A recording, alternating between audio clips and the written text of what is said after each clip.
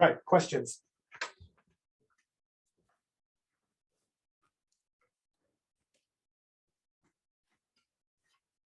And I spoke clearly today. Peggy. Oh, Peggy, yeah. In the beginning, you said 100% of Israel is hardened, I guess, or 100% of Israel, no, not hardened specifically. 100% of Israel failed to achieve the righteousness of God. what about the saints in the Old Testament? Yeah, so I suppose it might be good to say, so it's a good question, it's a good point. 100% of Israel in the day of Paul might be a more accurate way of putting it. Because obviously you're correct. There were those throughout Israel's history who, but none of them achieved, yeah, okay, here's what it is. Those who obtained the righteousness of God did so by faith. We know this to be true, not by works. The point is 100% of people in Israel in Paul's day still conceived of it as obtaining it by works, which is what we talked about this morning in Sunday school. None of them obtained it through the law of Moses, is essentially what Paul is saying there. And so there was no one in Israel in Paul's day who obtained what they were looking for. And we know, like I said, we know this because even those who were faithful to Jesus during his, before his resurrection, fell away after his resurrection. In their faith in the Lord, that is. Sorry, fell away after his death, before his resurrection. So, but the elect did. Yes. The elect being none in Paul's day. No, the elect being those in Paul's day who were chosen by God to receive it, to obtain it. Then that doesn't make it 100%. The point is 100% failed to obtain it. Of everyone who failed to obtain it by their efforts, some were chosen by God to receive it by grace. The rest were hardened. So 100% of Israel didn't hear. All of Israel did not obtain it. Of that, everyone who did not obtain it by running the race, so to speak, one of them was chosen to, or several of them were chosen to receive it after the fact. So they didn't achieve it.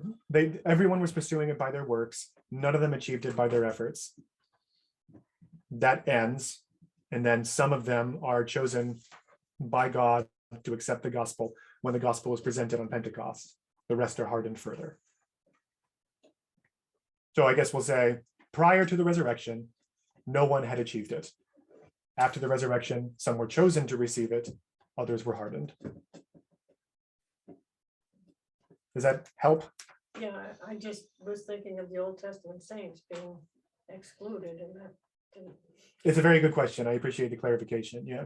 And I'll admit I hadn't actually considered that because I was focused on, yes, Israel in Paul's day, but you're right.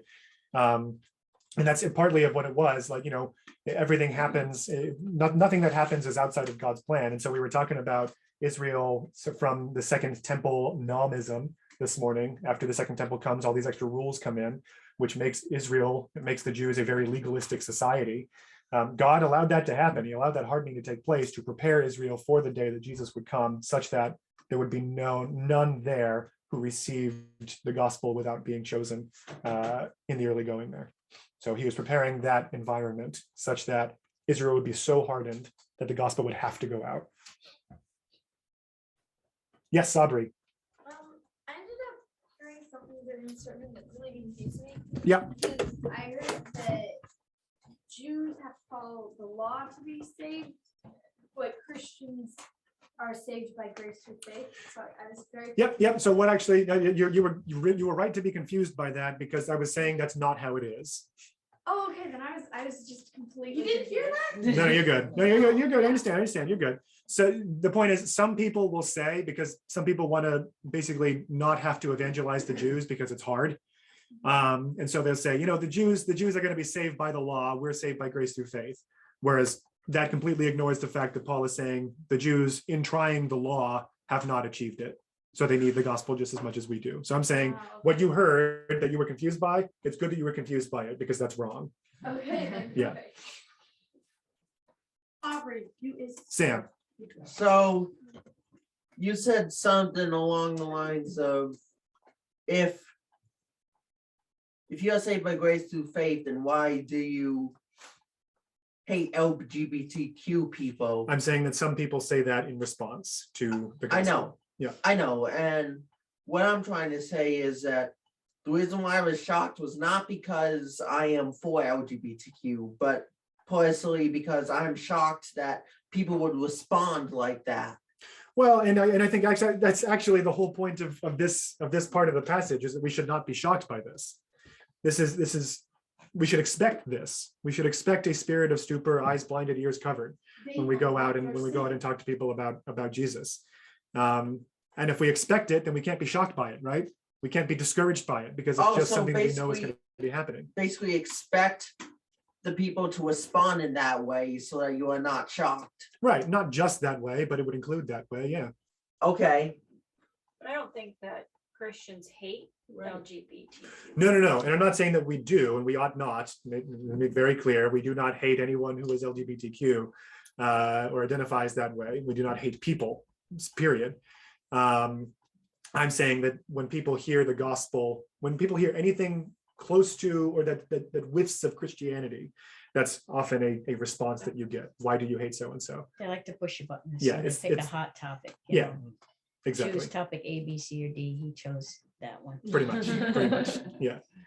And there are some churches that have behaved that way. Yes. This is not just, and again, we should distinguish between, so Donna's statement for those on Zoom was there are churches who have behaved hatefully towards LGBTQ people who identify that way. And yeah, that's accurate. There have been churches who have acted that way, and I would say that they are misunderstanding the gospel if that is how they are receiving people who are in sin. So I think sometimes that response, those people are stereotyping Yep. Christians. Oh, yeah. We all feel that way. But what an because they've opportunity, Seen this in the news or whatever. what an opportunity for the faithful church to show the falsehood of the hate that others have received. And again, this is not to compromise Christian belief. Somebody once asked me, why do you care so much what a person does in their own bedroom? And my response was, well, because I love them and I care about them. And it is better for them to walk with God in all aspects of life, which includes in the bedroom.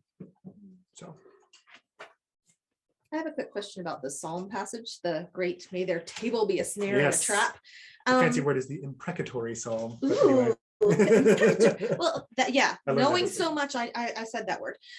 So my question is this actually an example of how we're supposed to respond to someone who is hard? Because it seems very harsh. Someone who is hardened, do we literally think, well, may your sin just trap you there?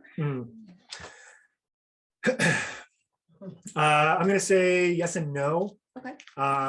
The no portion is obviously we do not desire, much as God does not desire for anyone to be apart from him. We do not desire for anyone to be apart from God. And so the hope always is that a person would come to a saving knowledge of Jesus and would come to salvation in God. The yes side of it is sometimes we acknowledge that the only way their eyes are going to be opened is by suffering the consequences of their own sin. You hear about, actually, Jane and I will frequently talk about the 12-step program, and how that first step is, I believe it's acknowledging you have a problem and you're powerless to overcome it. It's that rock bottom moment. It's that realizing the depth of the sin and where it has brought you, before you can actually have your eyes opened to look up. And so, yes and no. No, not in the eternal sense do we desire anyone to be apart from God. Yes, we do desire that they feel the effects of their sin, because it might be the only thing that drives them to salvation. That makes more sense. Mhm. Thank you. And it would be an unjust world if someone who acted wickedly always never received recompense. What is the 12-step program again? It's a program that helps people overcome addiction. I'm not going to go through Oh. it right now, but there are 12 steps to it. I think I know what it is Like now. Alcoholics Anonymous. kind Yeah, of. yeah, yeah. Like the first step in becoming Christian is admitting that you're a sinner. Yeah, exactly. Yeah. Exactly. And also, as far as how David is using that psalm, it is a difficult one, and I don't know fully how to approach the psalm itself. I know how Paul's using it here. Yeah. I don't know fully how to approach that particular psalm in itself. I'd have to study it more. I don't know if it's a question or a comment or what, Listen. but it's a part about hardening and how hard it is to talk to the Jews or whatever. It's interesting because you do want to talk to people, but you know, all right, oh man, this guy is just not listening or whatever, and you just want to walk away. And you Yeah, kinda, yeah, just don't want to be bothered. But those are the ones, all right, even if you do get to that point where you say, okay, the discussion's ended, you still should be praying for them. yeah, And praying that somebody else can come along or something else can happen. absolutely And you true. kind of wrapped it up that way at the end. Because it's kind of like you just don't want to budget be bothered. You're like, oh, I did my thing, but no, you didn't. Yeah. There's still some more, and that's the part of where we should be praying and thinking and asking Yes. God. And Paul agrees with you heartily. Whenever he would go to a new synagogue in a new town, he would preach the gospel basically until he was thrown out. When he was thrown out, he wouldn't really go back. He would go to the Gentiles in the area and preach to them. He had acted faithfully towards the hardened Jews, and he knew that. He knew he was going to get thrown out from every single synagogue. I don't actually know off the top of my head if there's any accounting of like, and 2 Jews came to him on this day. I don't know. But he went in there, he preached until he got thrown out, and then he went to the Gentiles and he built churches in communities. But we obviously know that Paul didn't stop praying for the Jews to whom he had preached. I mean, at the beginning of chapter 10, my heartfelt prayer to them on their behalf to God is for their salvation. So he is constantly praying for the Jews, especially those I would assume whom he knows personally. Yeah, that's right. I forgot about. Yeah, but no, I appreciate you bringing it up because it does tie that piece together. Yeah, we are not only required to go until they kick us out. We are always required to have a heart and have prayer for all who have heard. Yeah, because we don't know who really is going to be hardened and not ever. Yeah, right. Come. Hardened for today, softened tomorrow. Could be, and it could be that I mean, if they're softened tomorrow, and you had a conversation between hardening and softening, you were instrumental in God's plan in softening that heart. So God is good. Yeah, I guess that verse that I was just questioning really is almost a prayer to God. Like, hey, you know, it's already said they have ears that are not hearing and eyes that aren't seeing. Mhm. And David's praying, may their sin have consequences Right. that bring them back. Yeah, okay, now I got it. Mhm. And there are some people, I think, who were soft and then hardened because of something that happened in their life. Well, in a lot of I maintain that the Jews in Paul's day, if the Gentiles had never started coming into the faith, the Jews would have been softer to the gospel. The fact that Gentiles started coming in was the stumbling stone to the Jews in Paul's day.